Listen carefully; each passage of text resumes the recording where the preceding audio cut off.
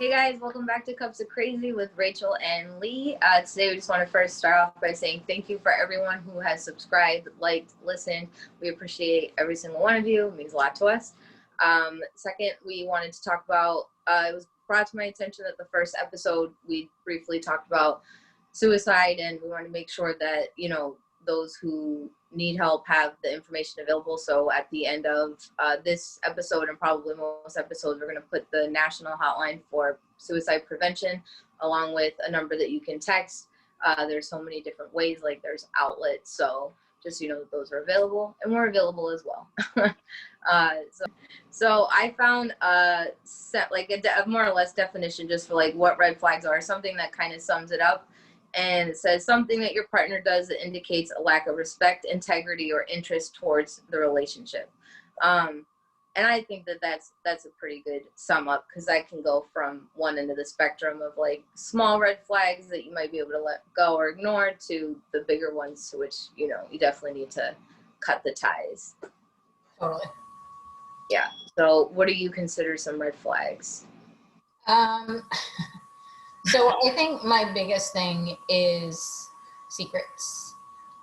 Even if they're really small, that will make you question pretty much everything from that point on. Something as small as, I didn't know they were going to be there, but they posted on Facebook, oh my God, it was so great to see you and hang with you. And it's like, well, what? So even if that was the case, why was it lied about when I already knew? You know what I mean? Right. So something so small that was maybe nothing, that just right there was a red flag. And then, to continue with that, that's one of those times you need to learn early on that if they're going to lie about something small, they're going to lie about something big. Like, there's just no way around it. There's no denying it. And it happens. So it's true. It's true. It goes both ways, like, for men and women. Just try to be honest. Like, I think we've all made that mistake. I've made that mistake of, just small things that escalated for no reason, just because whatever. Yeah. So I've definitely been on both sides of the fence for that one. Pretty much my biggest thing though is don't lie to me. Even if, you fuck up royally, I would rather know. Don't make me look dumb. You know what I mean? So that's one thing that, again, we tend to overlook.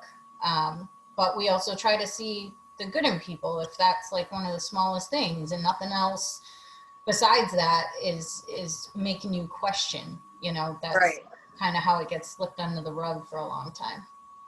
Yep, absolutely.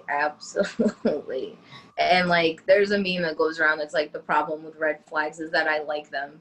So, so it's like, and some people, you just seem to be attracted to these people. Like for me, I'm like a fixer, or no, I used to be like a fixer. So even though I've seen these red flags, I'm like, oh, it's okay, I can change that. But that always ends up being the reason that you end up breaking up. So, it's like, but like, where do you draw the line? You know what I mean? What can be changed? Like, what's a deal breaker? Like, because red flags can be, something so simple for somebody, but it's not necessarily breakup worthy. You know what I mean? Right. So it's funny because something like I just explained, where like lying to me or being shady, that's like one of those things that I have no tolerance for, but I've dealt with. Whereas I was thinking last night, I'm like, when was the time that I saw a red flag? But now looking back on it, it really wasn't that big of a deal. Right. And, that's a perfect example of when I thought it was a red flag as opposed to something that actually should have been a red flag. So like, I was dating this guy, and this was right after me and my kid's father split. So it was like just a shit time. So I met this kid, might have been online, who knows. And one of those days. Yeah. So he lived in Worcester, and that is a hike. I was staying in Bedford at my mom's house part of the week, and I would go up there and see him. And I would drive up there, and right away it was a little weird. Super nice guy, probably the sweetest guy ever. but he lived with his friend and his wife, and they had a daughter. And his room, like it was like a double living room. So his room was like the second living room or whatever. Okay. So, you know, his whole room was set up there. There really wasn't a lot of privacy, but he watched the kid every day. Like that was like his job. But he Right. did like odd jobs and stuff. But it got kind of old quick because I had to pay for everything all the time. So it was like, oh, if you want takeout or, you know, like he needs cigarettes, I was just like, oh no, he's great. So that was really the only thing that was shitty about that relationship, if you want to call it that. Right. And I remember just calling one day because I think the weekend before I drove up, it was like a fucking blizzard. And I was like, yeah, I'm going to go see him. Stupid. And Right. so then throughout the week after that, I'm like, I can't keep doing this. You know what I mean? Right. Like, I'm a newly single mom. Like, I don't have money to like carry someone else right now. You know what I mean? And that was the only negative. But it, I couldn't do it. And I don't think at that point either I was looking for something too serious. But something like that, I was like, well, can't do this. Talk to him on the phone like that next weekend. And I was like, I can't keep going up there. Like, I can't put all the effort in.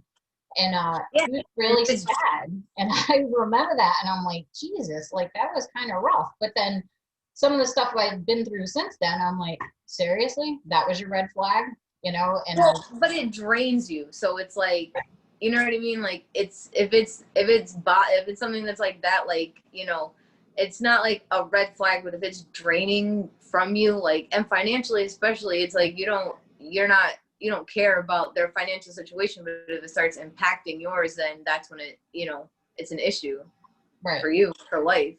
Yeah. I just feel bad though still because I was so mean about it. And I'm like, dude was just going through a rough time, you know? But yeah, it was just also the timing. I was like just fucking all over the place. Yeah. One of those times where it was like, I just want to know if people still like me. And then like just ghosted them. Whatever. We all go through it. It happens. Like, what do you do? Yeah. I had been out of the game for a while, so it's just like, what damage can I do? You know. Well, for like a psychological standpoint, I guess I was doing some reading, and like a big indicator or a big red flag, like that's, you know, is the relationship, at least for a man, with their mom. Like that's a big indicator of how he's gonna treat you. Yeah. So if he talks shitty about his mom or is like, you know, just they fight. But regular ones, I think, like regular red flags that are like obvious or like when they're weird about their phone, doesn't respect your boundaries, like gaslights you, rude to strangers. Those are just like obvious like telltale signs. They're just not like nice on the inside probably, and you should stay away. Yeah. Or if there's something weird in the beginning, like you can't put your finger on it, but something doesn't feel right. It's off. Like, yeah, trust your intuition. Like, you know what you're talking about. Right. So it's just like, oh. So we found this. We're going to do a segment here called Questionable Quizzes, and this is definitely for sure one of them. I'm here. All right. So these are just like, you know, what kind of red flag, like, is this like a breakup red flag? Is this a red flag that you wouldn't stop dating them, or you don't think this is a red flag? So these are just like silly ones to start with. Like, on your first dinner date, you realize they eat with their mouth wide open.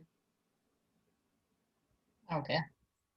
Red flag, not a red flag. You'd stop dating them.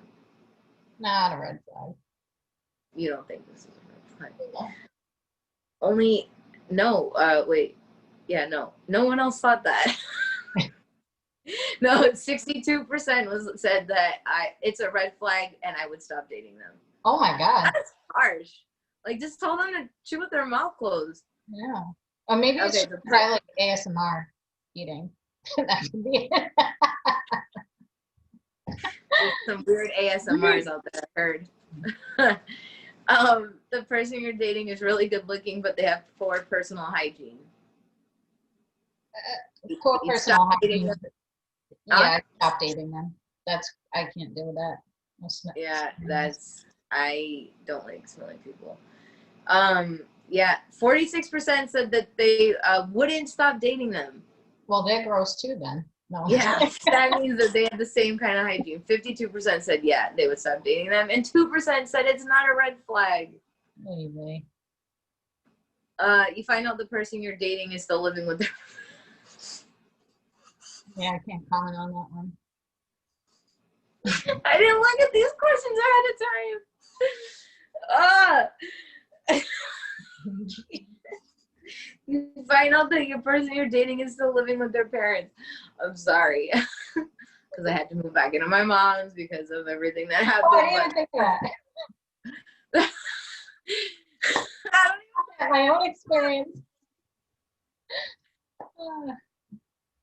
Cool. I am up front and I am technically separated from the house. So let's just see what people have to say. I don't think it's a red flag.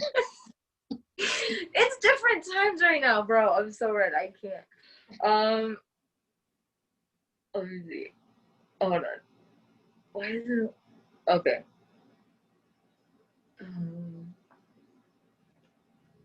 It doesn't even want me to see the results because it's like going away. Hold on. Well, this will lead right into our next question. Yeah, I guess so. That's fucking weird. Okay, you go over to their house for the first time and realize that they're really, really untidy. The whole place is an absolute mess. I wouldn't say that's a red flag. I would say it might be something where I stop dating them though. Like if it's absolutely disgusting, like growing all different types of mold on. Yeah. Holes. All right. 67% said it's a red flag, but they wouldn't stop dating them. 12% don't think it's a red flag. You don't like the way they dress. Well, do I have a story for you? Yeah, why don't you? Let me get right into that. Okay, so I dated someone on and off for a few years. It was never anything too serious, except one point. Not the point. So one time we had to go to the gas station to get something, and I was wearing a baggy shirt and leggings, like one of like his shirts, I think. And he told me to change into a tighter fitting shirt, like something, you know, form fitting, I guess, like my t-shirt. And I didn't even have to get out of the car. I was like, dude, I don't have to get out of the car. He's like, go change. I'm like, my whole soul left my body and I started crying because I changed my shirt. I was like, wow, you fucking hate yourself because why would you do that? Yeah. And continued to still date him on and off for another 2 years. Not the point. But like we were never like a couple, so whatever. So my point is that that was a red flag for him, as in just something that he didn't like he Right. wanted someone who was dressed appropriately all the time, probably in high heels. I'm sure you're listening. Hello. Comfortable. This is who I am. I love being comfortable. Like I like being cute sometimes, but like overall I like to be comfortable. Like I like t-shirts and you know what I mean, like Yesterday I wore one of those what do they call it? I always say it wrong. A kimono. Yeah, I wore one of those for like the first time and I was like, man, I feel really dressed up right now. I had like little jean shorts on and like a black tank and like a necklace and I was like, oh, all right, because I just needed to feel better. It's been like a short weekend. Yeah, but I still feel dressed up and like everyone knew that I was dressed up because that's how it is in my head. But I was like, yeah, and then today I'm like, yeah, I need my t-shirt back.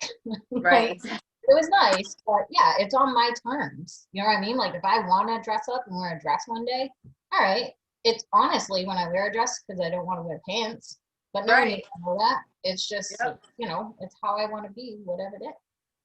But it's true. I mean, like it's like you wear what you want, and if the other person has an issue with it, like that's their issue. Then go find someone who dresses the way that you like. Right. So yeah. Okay. The first time you have sex, you realize you're definitely not sexually compatible. The sex is seriously awful. Undateable. Not a red flag. I mean, not a red flag. We're not going to pretend. Yeah. I'm not faking it till I make it the rest of my life. Yeah. Not in that aspect of life anymore. Right. I got to do that on a daily basis and every other type of way. Right. All right. On one of your dates, they reveal that they cheated on their last partner. No comment. Move on. Yep. Yeah, not for you. But I have no opinion for that one. You find out that the person has only just come out of a long-term relationship and you're unsure if you're the rebound. Oh, it depends on what part of your life you're in. Do you just want to be a rebound and be done, or are you looking for something serious? That's, I think, when it's possibly a red flag if you have to even question that. You know, right. Like, what vibes are they giving when you're questioning that? Exactly. Like they're giving you a vibe of whether they want you more as just a rebound or not. You know what I mean? Because you can't help if you meet like someone you're supposed to be with right after you stop dating somebody else. All right, let's see. We'll do one more. While dating them, they start to come across as very jealous and they don't seem to like it when you hang out with your friends instead of them. That is an absolute red flag deal breaker in every aspect for me. Agreed. I will not be controlled. What is it? Dobby has no master. Dobby is a free elf. And that's how I'm living my life. Absolute red flag. If you tell me you don't want me to do something, you don't like what I'm wearing, or you don't want me to wear makeup or this or that, whatever it is that some men tend to do, or can do, I will not. I am a free butterfly. So we each picked out songs that we thought would kind of go good with the topic of what we were doing, and that way we have different perspectives of what red flags are, and kind of like how we view them in the moment, I guess. Maybe just something like that. Why don't you go first? Oh, all right. So I had a few different ideas for this, and then when we were talking earlier, it just hit me in the face, and I was like, oh my God. So this is kind of like a funny one, but it's also just, it's so good. It's so true. So mine is Childish Gambino. Pretty sure that's how you say it. And it's Awaken My Love. So we can only play like a small snippet. So this is mine.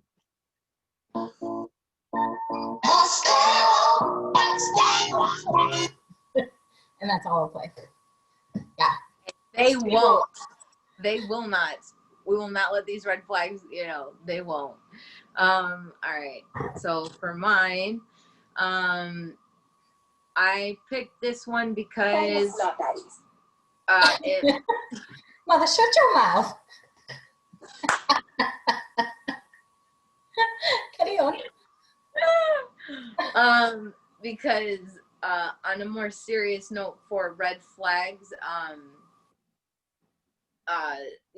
talking about my last relationship, I chose this song for that reason, because love definitely can be blind and painful, and you just have to pay attention to the red flags because you don't want to end up, dead.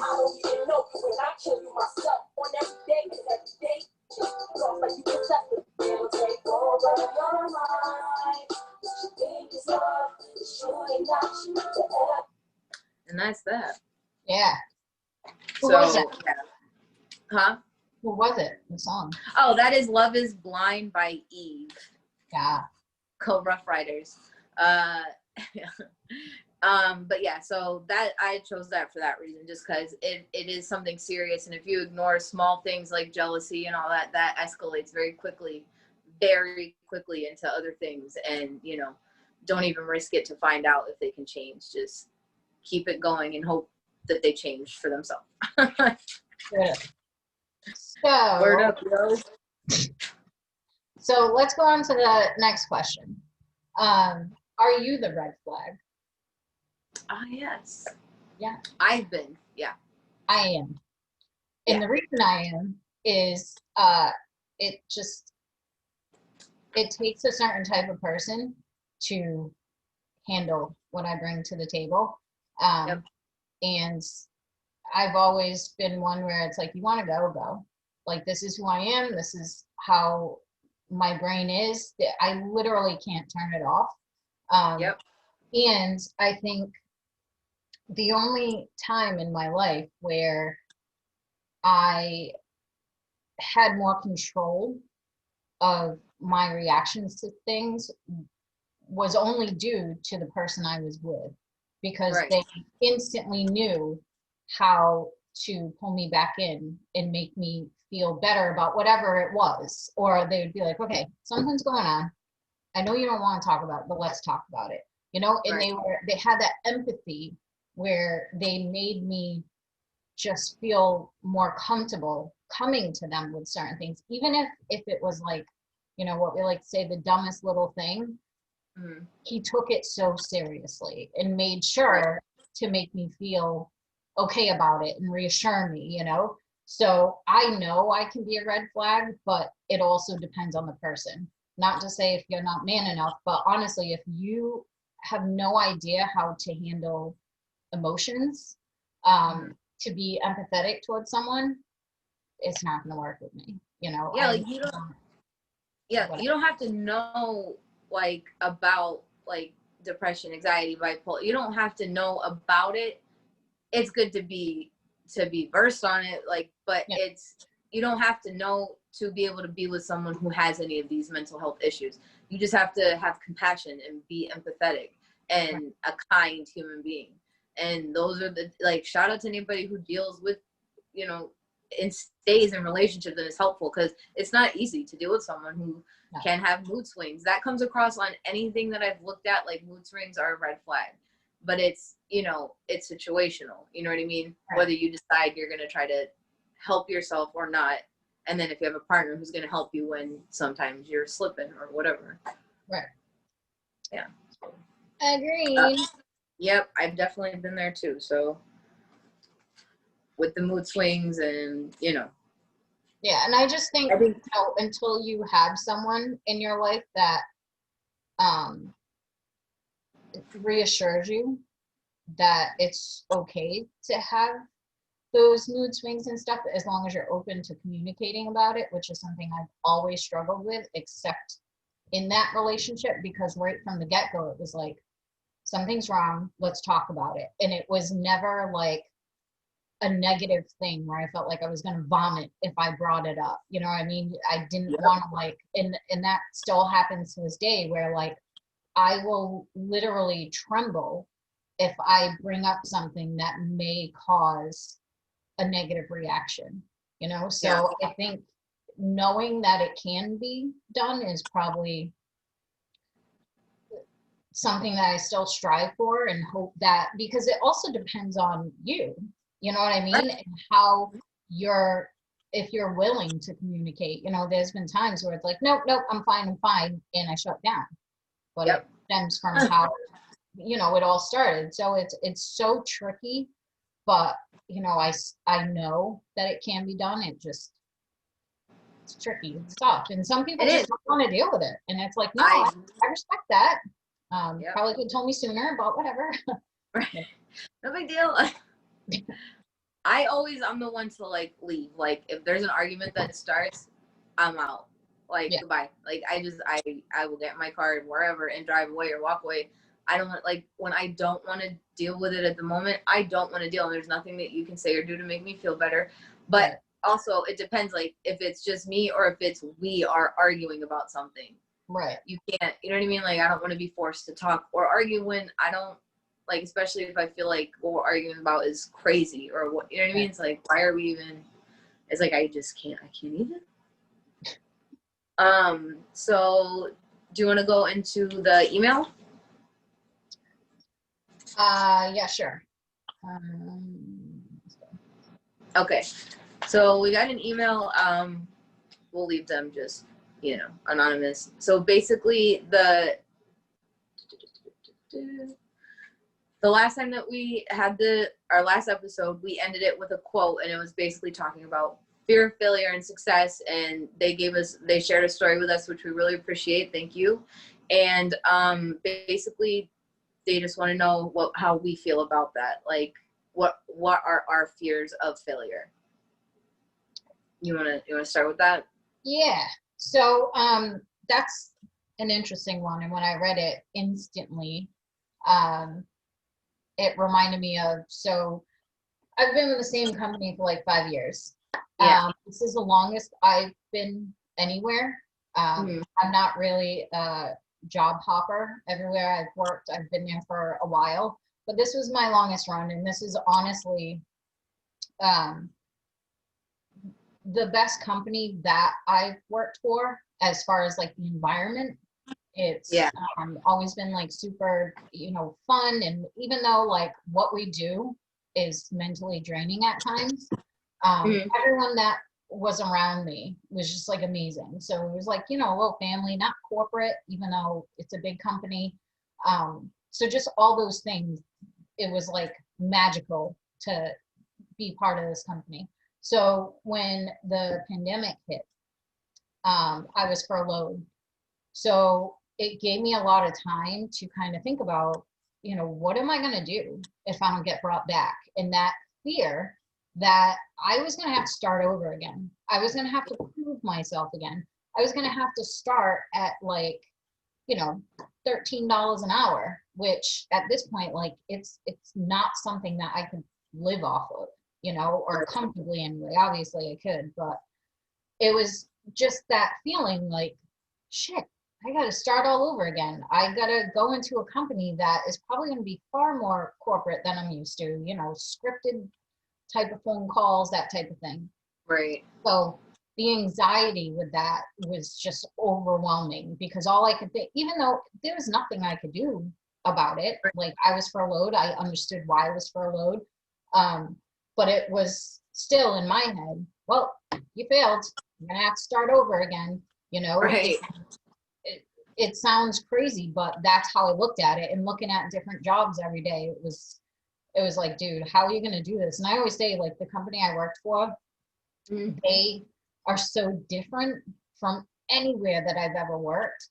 The idea of having to go to a different company, like in the customer service world, I was like, I can't, I'm going to have to take a different path because once you have so much freedom to do whatever you need to do to make that person happy on the phone, you can't go to like a scripted call center, and like being a supervisor. Like I worked up to this, it wasn't just handed. Yeah.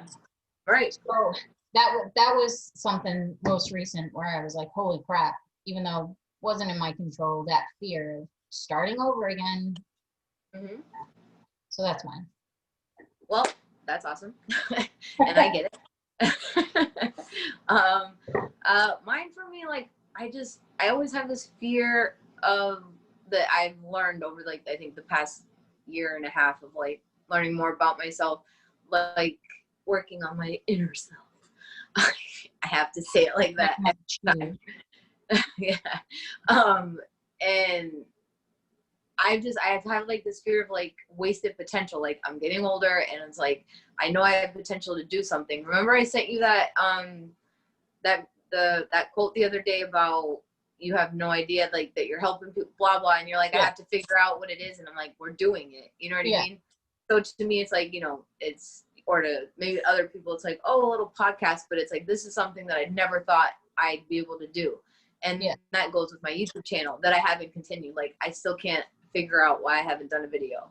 I want to, but I get so nervous and I'm like, I'm afraid that like, if I keep doing it, it's not going to work out. Like, and just like, so I'm like, let me just, so I got to work on that. But yeah, definitely fear of like wasted, like potential of, the life that I can make for myself instead of. Oh, I do. That's what, like, I've been writing since I was 9 years old. When am I going to let someone read it? And it's like that fear, like, what if they read it and they criticize it? Like that's always been my thing. So but they are. It's like, that's what we have to get over. It's like, it doesn't matter. Like, but no, those are my babies. So I've never like let anyone read it, but I'm like, was that supposed to be my path? Was I supposed to, write cheesy fantasy romance novels? Like, I don't know. And I'll probably never know. I could write them all. Huh? But now you're starting your blog and you're starting to write. So Yeah. that's, you know what I mean? Yeah. And that's like how I've always wanted to write a book and do a TED Talk, and doing the YouTube channel was always like one of the first steps to that. Yeah. And I felt like I never had anything to say, but it's like I have so much shit to say, like that other people can relate to, and that's why it's called Maybe You Can Relate. You know what I mean? But it's like I do have stuff to say, and there are people who do want to listen, or even if it's one person that they're like, damn, like that really helped me today. It's like, fuck it, do it. Eventually you can get somewhere. I would love to make a career out of doing something that I love doing, that I really enjoy doing. So that's my fear, is not doing that. Yeah. To sum it up. We'll get there. You can go like 60. It's like, yeah, we finally made it. Whatever. Right. Whatever. At least we fucking made it. Right? Yep. We can be on the beach with our saggy titties. Yeah, I'll still be wearing a one piece. What? I don't own a two-piece. I haven't since I was 7. I don't. Same. All right, so we got another question. How your mental state can affect a situation. So if you're like in that negative, it affects everything you do. Everything bothers you when you're in a mental state that's not in a good place. Like, you feel like everything bothers you. You feel bad about yourself. You feel like you can't do anything right. Like nothing's ever gonna work out. It's just terrible. Like that's just how your thought process is all day long. And it's like sometimes you get the voice like, stop, but it's like, no, you stop. We're gonna keep being depressed. Don't mind it. You know what I mean? Like, yeah. And then and then when you're in a good mood, obviously that affects everything, because you're sending out the energy to people. So you're making people anxious. You're anxious. You're making people like, why are they so upset? Or but if you're happy and you're in a good mood, then everybody around you is great. And that's how I feel about that. Yeah. I just wanted to do the quote for the end of the day, or for the end of the episode. And email us your thoughts on anything on the episode, on the quotes, any feedback. We want all the feedback, so we'll take anything. Like, subscribe, listen, however you want to do it. Courage is not the absence of fear, but the capacity to act despite our fears. So that kind of ties into what we're going to, and I'm sure we'll probably tie into what what we will be going into next time. So thank you guys for listening. Yes, thanks for hanging, and thanks. We'll see you next time. See you next time. Check us out. Try not to be so awkward next time. Yeah. Right. Okay. Bye. Bye.